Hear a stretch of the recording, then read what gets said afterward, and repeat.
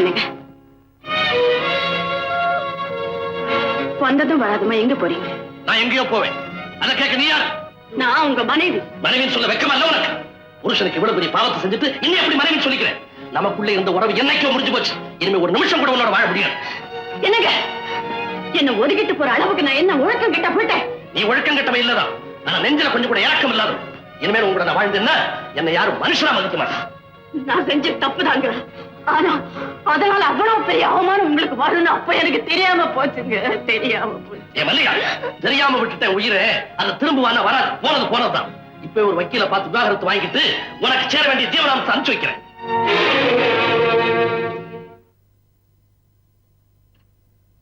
உங்க மனைவிக்கு வழி சொல்லிட்டீங்க.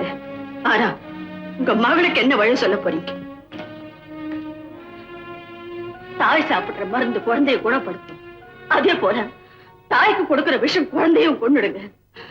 என்ன ஒதுக்கி வைக்க சாக்கல குழந்தைய ஒதுக்கி வச்சிடாதீங்க. குழந்தை நீ கவலைப்படாத, அவளை நான் காப்பாத்துறேன். அது உங்களால் நிச்சயமா முடியாது. நாளைக்கு அவ வளர்ந்து நிற்கும் போது வந்து பாக்குறவங்கள தாயா எங்கன்னு கேட்டா என்ன பதில் சொல்லுவீங்க? தாலையை கைட்டு கொடுத்து போயிட்டான்னு சொல்லுவீங்களா? அப்படி சொன்னா நம்ம பொண்ணுக்கு நல்ல இடம் கிடைக்காதுங்க. ஆசையா தீபான்னு பேர் வச்சுங்க. அது எரிய விடாம நீங்களே அணைச்சிடாதீங்க.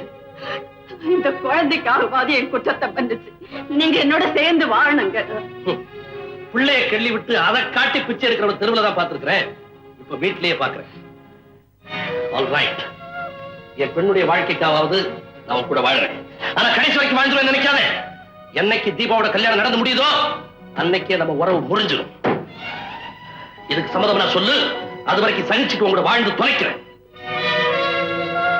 என் மக வாழ போகும்போது என் வாழ்க்கை போயிடுமா? ஆமா, கொலை குற்றவாளி கர்ப்பிணியா இருந்தா அவ குழந்தைக்காக தண்டனை தள்ளி போடுறதில்ல, அது மாதிரி இப்ப தண்டனையை தள்ளித்தான் போட்டிருக்கேன். இன்னொரு விஷயம், அவளுக்கு வயசு வந்து கல்யாணம் முடிஞ்ச உடனே நாம பிரிய போறோம்ன்றது எந்த காரணத்தை முன்னிட்டு அவளுக்கு தெரியக்கூடாது. இல்லைங்க, யாருகிட்டையும் சொல்ல மாட்டேன். சொன்னா போதாது, குழந்தை தலையில கை வச்சு சத்தியம் பண்ணி கொடுக்கணும். நம்ம ரெண்டு பேருக்கு இடையில இருக்கிற அந்த ரங்கம்.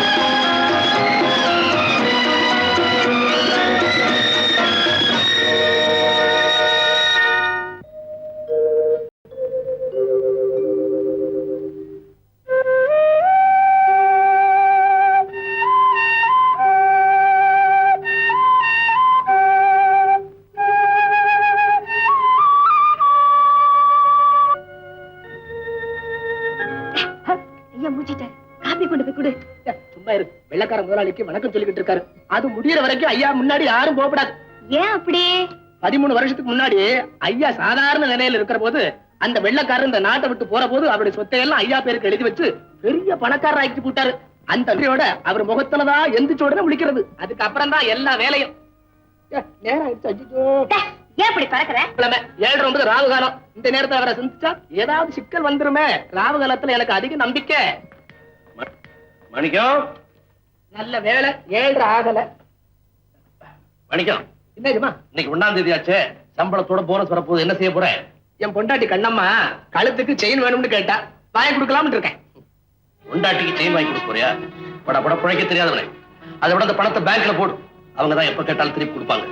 பொண்டாட்டி நம்புனா பின்னால அவஸ்தை தான். நான் அனுபவிச்சோன்னு சொல்றேன். தீபா எழுந்துட்டாளா? காலையில எழுந்து படிக்கிற ரூமுக்குள்ள போன குழந்தை இன்னும் திரும்பி வரலீங்க. ஏதாவது ஹோம்ஒர்க் செய்துட்டு இருப்பா. நான் கூப்பிட்டேன்னு வரச்சோம். தீபாமா, வா கண்ணம்மா. இவ்வளவு நாளா நான் தொடர்ந்து தப்பு பண்ணிட்டு இருக்கேன். என்னம்மா சொல்ற? இத்தனை நாளா பிராஹுக்க நானே போட்டுட்டு இருக்கேன். அது என்ன தப்பு? தப்புதான். அத யாராவது தான் போட்டு விடணும் அப்படின்னு யார் சொன்னா? அதோ அந்த புஸ்தகத்துல போட்டிருக்கு. சரிதான். ஐயா ஹோம்ஒர்க் இதுதானா?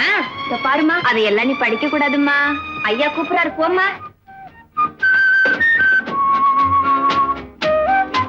தீபா, இன்னைக்கு 1ஆம் தேதி இந்த பாய் பண்ணி வாங்கிக்க. எவ்வளவு தரப்பறீங்க? போன மாசம் அது உனக்கு போதல. ஆமா டாடி. அது எப்படி உங்களுக்கு தெரியும்? மாச கடைசியில என் கோட் பாக்கெட்ல இருந்து பணம் எல்லாம் காணாம போச்சுல, அதுல இருந்தா கண்டுபிடிச்சேன். அதனால 300 ரூபாய் வாங்கி. Thank you daddy. தீபா, என்ன டாடி? இந்த 150 ரூபாய் உங்க அம்மாட்ட கொடுத்து. எனக்கே 300 ரூபாய் தரீங்க, அம்மாவுக்கு 150ன்னா எப்படி போதும் டாடி? அவளுக்கு நிர்ணயமான தொகை அவ்வளவுதான். இந்த கொண்டு கொடு.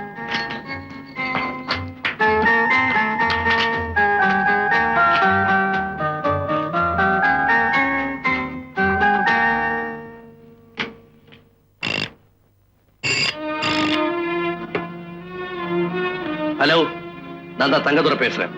இந்த மாசம் உனக்கு சேர வேண்டியது தீபா கிட்ட கொடுத்து அனுப்பியிருக்கிறேன். வாங்கிக்க. என்னது? மாசம் உனக்கு நான் கொடுத்துக்கிட்டு இருக்கிற ஜீவனாம்ச பணம்.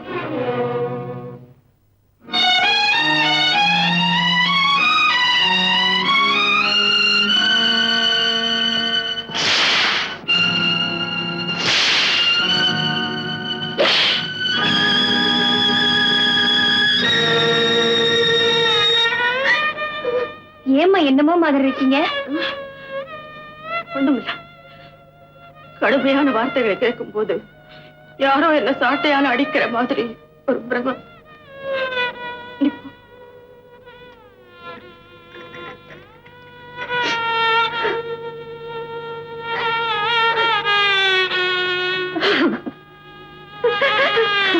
மம்மி, அப்பா 150 ரூபாய் கொடுத்து விட்டுருக்காரு. இந்த பணம் உனக்கு எப்படி போதும்? நீ ஏமா கூட கேட்க கூடாது? கொடுக்கறதையே நிறுத்தணும்னு நான் அந்த தெய்வத்தை வேண்டிக்கிறேன். நீ வேற கூட கேட்க சொல்ற.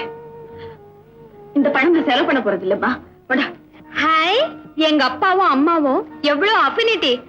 அப்பா செலவுக்கு பணம் கொடுத்தா கூட அம்மா செலவழிக்கிறது இல்ல. அப்பா அம்மான்னா இப்படித்தான் ஒத்துமையா இருக்கணும்.